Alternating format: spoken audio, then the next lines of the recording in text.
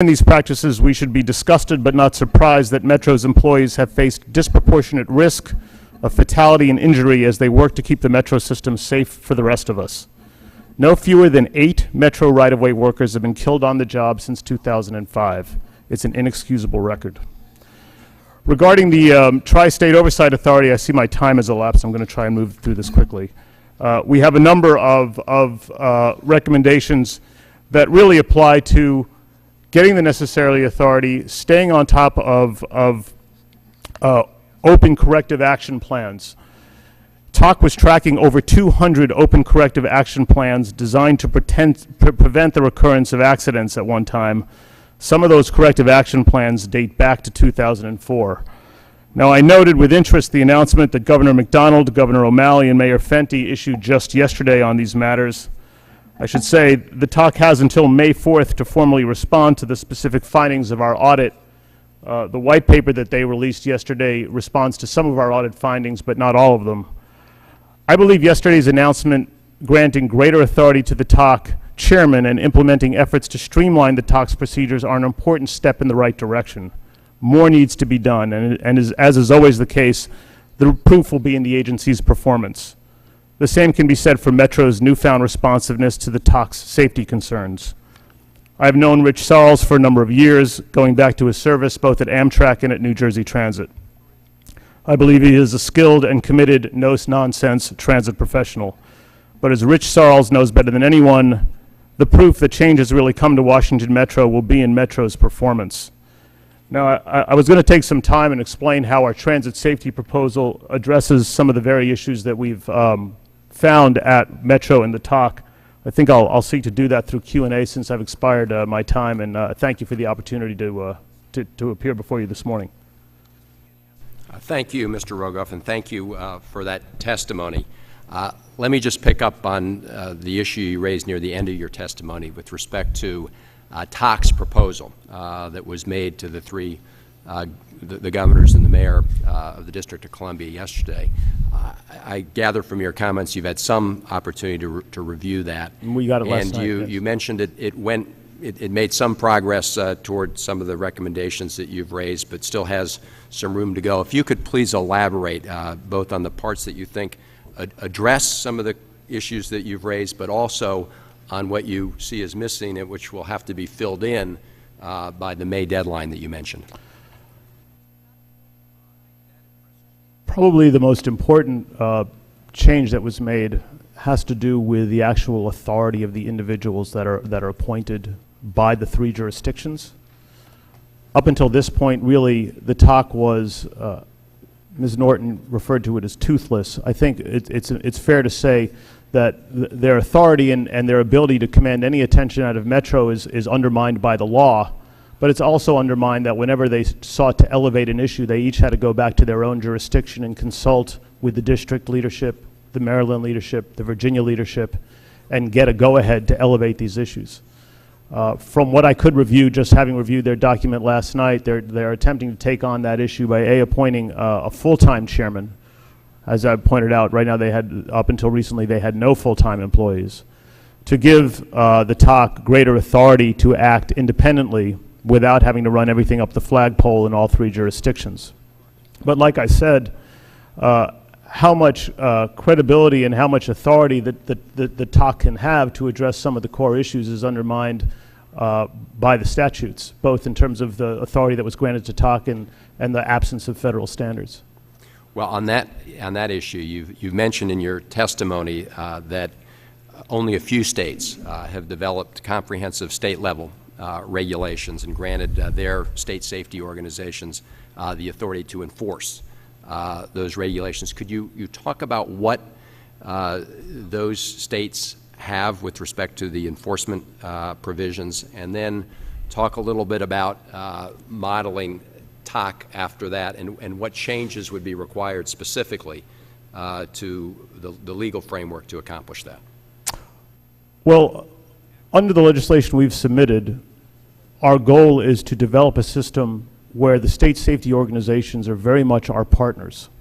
We want to strengthen the state safety organizations just like Mr. Mica does. We want them to be our partners in this endeavor. But in order to do that, they need to have the authority to command the attention of the agencies they oversee. And some of those authority agencies that some of the states have implemented piecemeal have been things like the ability to fine, the ability in a worst case scenario to dictate an operating practice. Those aren't the common situations that you want. You certainly don't want, you know, first and foremost, transit agencies have transportation to deliver during rush hour, and they need to get people in and out, and it needs to be done in a seamless fashion. But I think importantly, right now, we have 27 state safety organizations. All of them I would describe as weak in their authority, but more importantly, since we have no federal standards, we have 27 different definitions of rail safety out there. And that's one of the reasons why we felt it was critically important that there be an opportunity for the federal government to establish minimum safety standards. So as we strengthen the state safety organizations, they have a standard to oversee and enforce, rather than 27 agencies defining safety in their own way. Well, MATA, as you probably know, has also come up with a kind of work plan to respond to the issues that you raised in your report. Can you comment on whether that plan, in your opinion, gets us to where you think we need to go to meet the safety concerns that you raised? Well, we haven't reviewed we haven't had transmitted to us a comprehensive plan yet. Like I said, they have till the 4th to specifically respond to the findings of our audit. We've obviously seen measures taken by Metro, some of which we find very encouraging. They have now brought in a new chief safety officer in Jim Doherty, who's a industry professional who came from California to join the WMATA team. We've obviously seen hiring now. We were very concerned about the number of vacancies in the safety office. I think one of the things that's very, very hard to determine from the outside is whether this whole issue of communication has yet been solved, is whether all of the assorted stovepipes in WMATA are working together, are talking to each other, and pooling resources around common safety goals. And there, I think the proof, as I said, is going to be in the performance. Okay. Thank you. Mr. Issa. Thank you, Mr. Chairman. You know, one of the things we try to do here is ask different questions to make the record complete. And I'm going to ask you a line of questioning that is almost counter to the Secretary's proposal, or portions of it, but not because I want to be counter to it. His proposal in the Committee of Jurisdiction may be exactly right, but I'll leave that to the Transportation Committee. But let me ask you a couple of questions. First of all, what if you set up a standard and didn't have the authority to enforce it, but you set up a standard and published it? What if you had the funds to publish a central standard and you had the transparency to review whether or not they were compliant with what would ultimately be a voluntary standard? Wouldn't that, first of all, set something from which these committees, and this appears, the Metro system appears to be a committee of committees of committees, and that's part of their problem, but ultimately the committee would have to answer the question, are we compliant or not? The same as every audit firm looks at, and I sit on the board of a public company, we look and you know, the one thing we don't want is we don't want our review to say we have material failures of our audit in any aspect. So we work very hard to meet that standard. We don't always meet it, but ultimately you can have material failures every single time as a public company, and yet the last thing you want to do is have the stockholders, particularly in a public company, see that. What is wrong with the federal government beefing up its transparency and its ability to develop that standard as an interim step? Well, there are some voluntary standards in place now. They are not issued by the FTA. They are, I will say that we have participated in funding this effort through the American Public Transit Association, but they are just that. They are voluntary standards. Does the Metro system meet that standard? I can't speak to each individual voluntary standard and where Metro may be compliant with some and not with others. I think but doesn't that beg the question of, if you have helped in the process of creating multiple standards with your own funding, in a sense, aren't you complicit, if you will, in this failure by not using the federal government's dollars not just the ones we give to the various metros, but the federal government's dollars, to have a single point of what is right or wrong in a given situation that could be studied and hopefully complied with by people who don't want to be sued, who don't want to look terrible in their safety record and other parts, when in some cases some of these boards and commissions are either truly voluntary or de minimis in their pay. I mean, people who sit on these boards, often the last thing they want is to ruin a reputation that caused them to be appointed by a mayor or a governor to them. I think to the degree that we're complicit in wrongdoing, and that is that, and this started obviously before our participation, but that is that we engaged in at least helping the transit industry develop voluntary standards. As a federal agency, I feel that it's our obligation to identify what the safe practice is, and that is why the only way we can ensure that we're going to see those safe practices is by having mandatory standards. Now, having said that, well, let me be the devil's advocate a little further.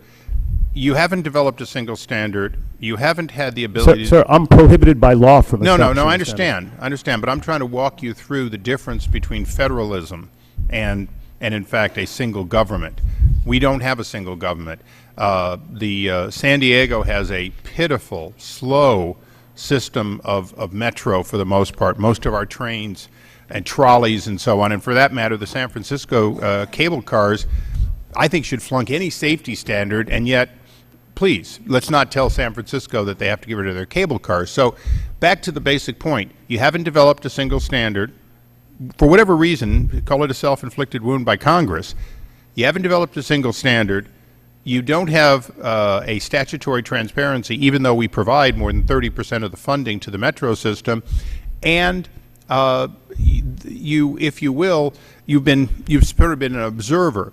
If we're looking at fixing the system and respecting states and other, in this case, a two-state and the district organization, respecting their ability to do the best they can with the specifics of what they have, why wouldn't we take the interim step of giving you the authority to analyze, the money to analyze, the ability to have transparency on these organizations that we fund with federal taxpayer dollars, but at the same time recognize that until you produce that standard that you'd like to produce and it has a little bit of testing, why would we immediately go to mandating it when it might be, in some cases, that your standard, if mandated, would not necessarily improve the safety for every metro around the country? After all, you do have authority over the interstate train system, and it is not without its flaws, is it?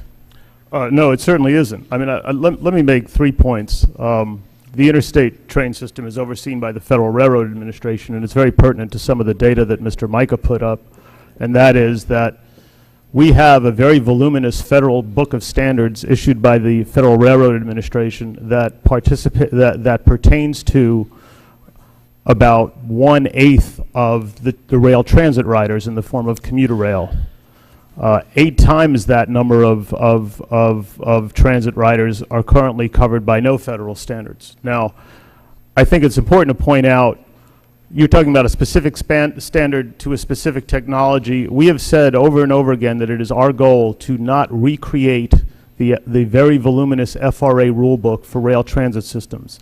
Not only would it be overwhelmingly burdensome, it wouldn't really be appropriate for rail transit because these systems use different technologies. You can't just write a standard that would necessarily apply to all of them. I mean, certainly you could pull off some low-hanging fruit, like prohibiting texting while driving a rail vehicle. Or sleeping. Or sleeping. That's a no-brainer. Or, you know, medical examinations for rail transit vehicle operators. But our real goal is to require a system, to get the transit operators to have a system of safety management in place. Right now, across the universe of rail transit safety performance by our transit agencies, we have huge diversity. In the area of asset management, and do they really know the condition of their assets? I have transit agencies that do a very, very good job, who know where all their assets are and know their condition. I also have transit agencies who couldn't even tell you where all their assets are at this moment, and everything in between. And what we're trying to do is not necessarily regulate in the tensile strength of every segment of rail, but really get at the issue of requiring a safety management system that addresses the unique safety challenges of each transit system, and the safety challenges of those transit systems are going to be different system to system. Thank you. Thank you, Mr. Chairman. Thank you, Mr. Chairman. Yes, the safety standards are going to be different system to system. That's very important. Most of these systems don't run across state lines the way ours do. But it's important to note, because Mr. Micah indicated that there might be local systems that are doing well. And as I understand the administration's proposal, the preference is for the local system. If it is not doing well, somebody's got to do it.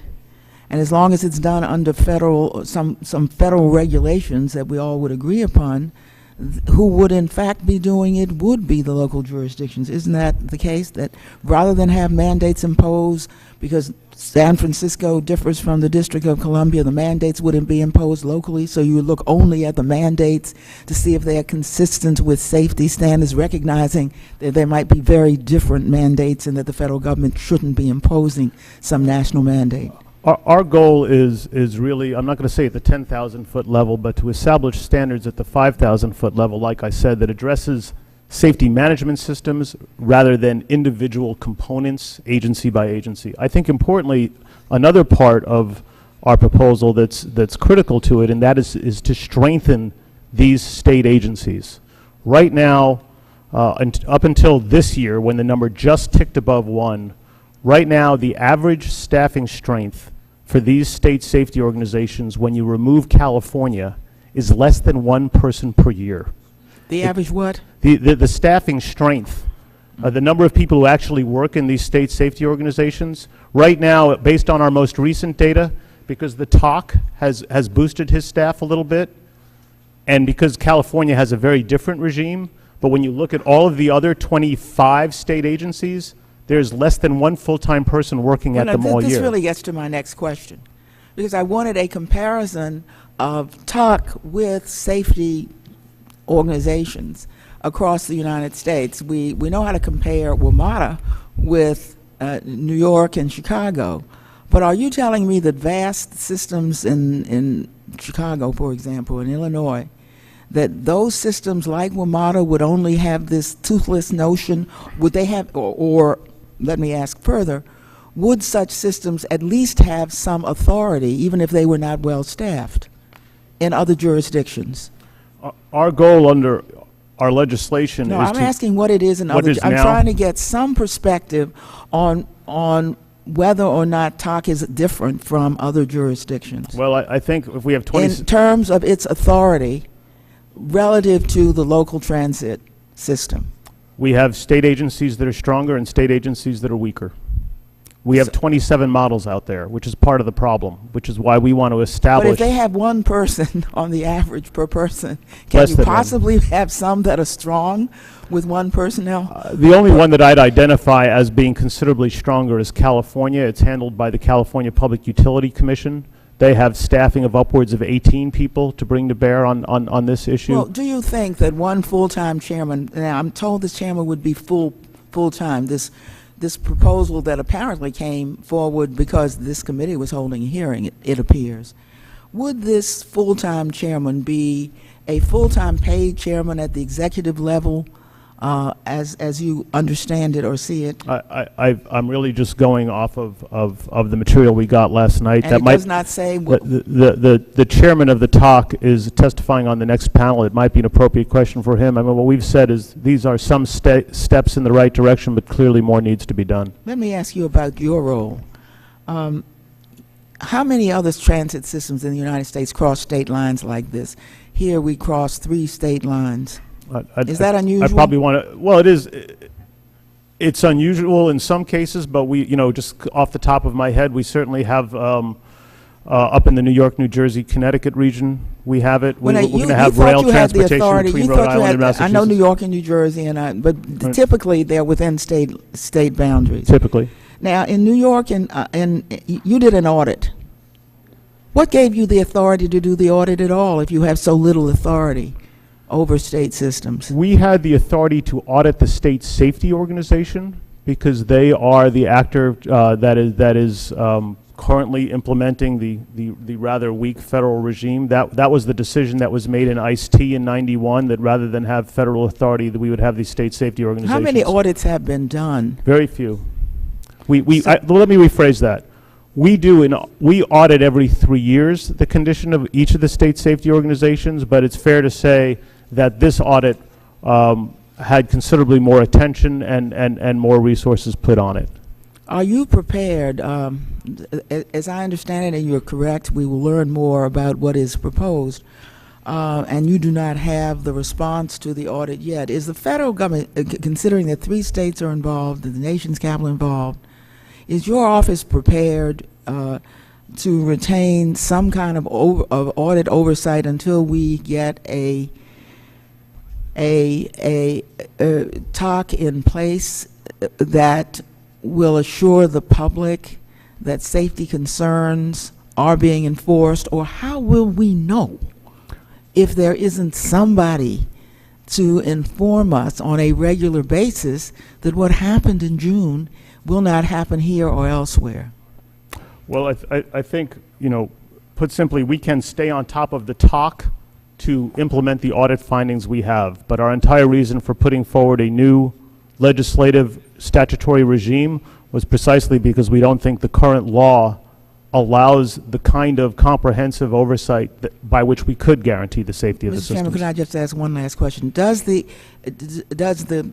proposal put forward by the executives propose to change their laws? What about their laws would have to be changed for us to get an independent TOC?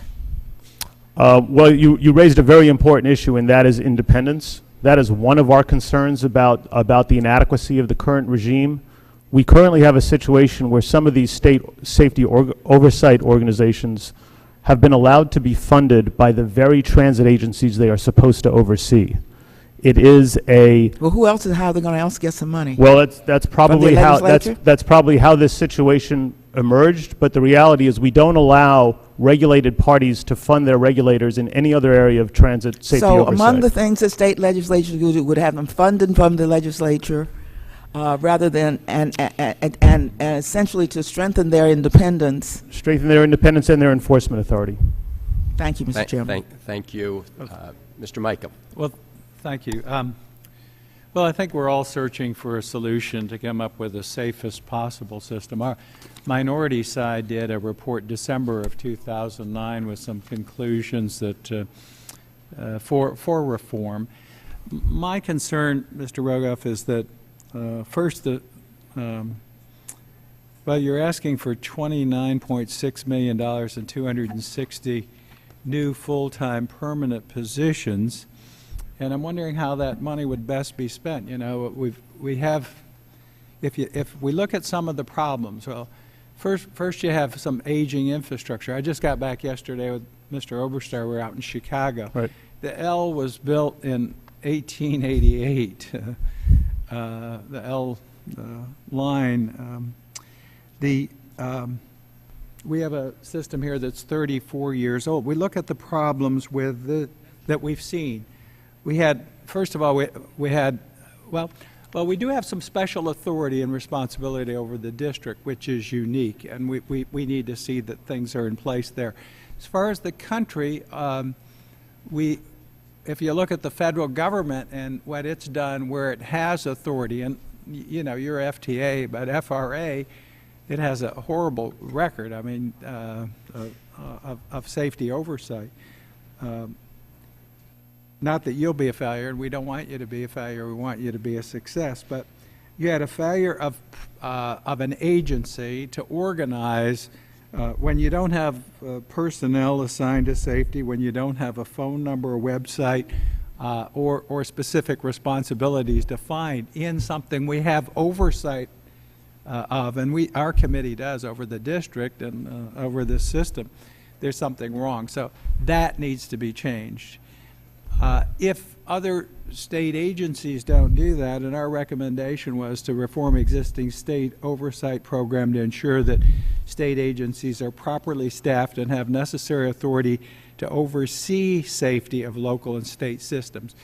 Rather than have the money to create a federal bureaucracy, give them the resources. And you just got through saying it's a conflict for the agency to use their resources to do the regulation. So I would rather go in the direction, if we're going to set some standards, and we don't know what they'll be. The standards are going to be dramatically different. The L in Chicago is different than San Francisco, which you mentioned, which has cable car. We have BARDA system, different technologies.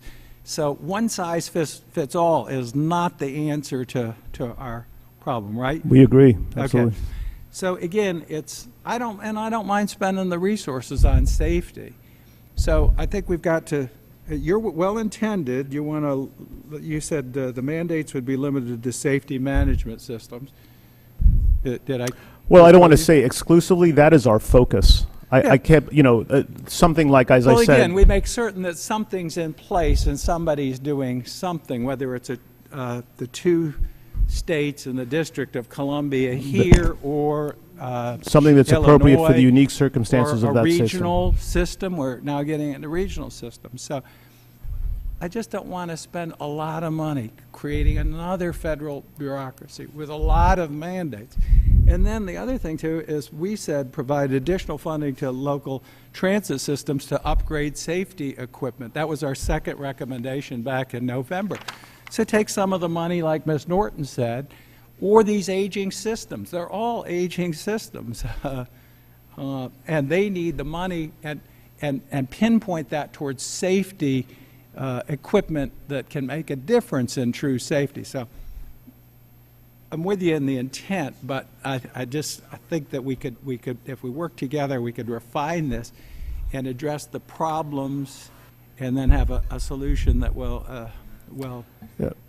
do the job. Mr. Mica, I think we may disagree less than it appears, and here's why. You don't want to spend a lot of money on a large new bureaucracy. That is in part what we are saying when we say we don't want to completely recreate the FRA. And that is not to denigrate the FRA, but they grew out of a very different tradition over not decades, but almost a century of trying to regulate what started as rail operations run by private railroads. We have put forward money for additional people, not only so we could do regulations, but also to do the very issues like fund strengthening of state safety oversight organizations, to give them the training and the expertise so we could certify that they are safe and they are fully empowered to do a good job. Our budget proposal for this, which is funded in the President's 2011 budget, is still well less than 1% of my agency's entire budget. And I don't foresee our overall budget, even in its fully built out form, exceeding 1% of our agency's total budget.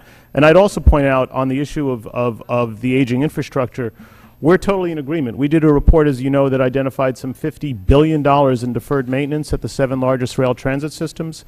In our 2011 budget, a transit budget that only grows by 1% for the whole FTA, we found a way of funding the new safety responsibilities, and we provided an 8% for our State of Good Repair initiative for these rail systems. So we are putting our money where our mouth is on looking out for safety and trying to do as well as we can on State of Good Repair. Well, Maybe we again, can get an agreement here. yeah.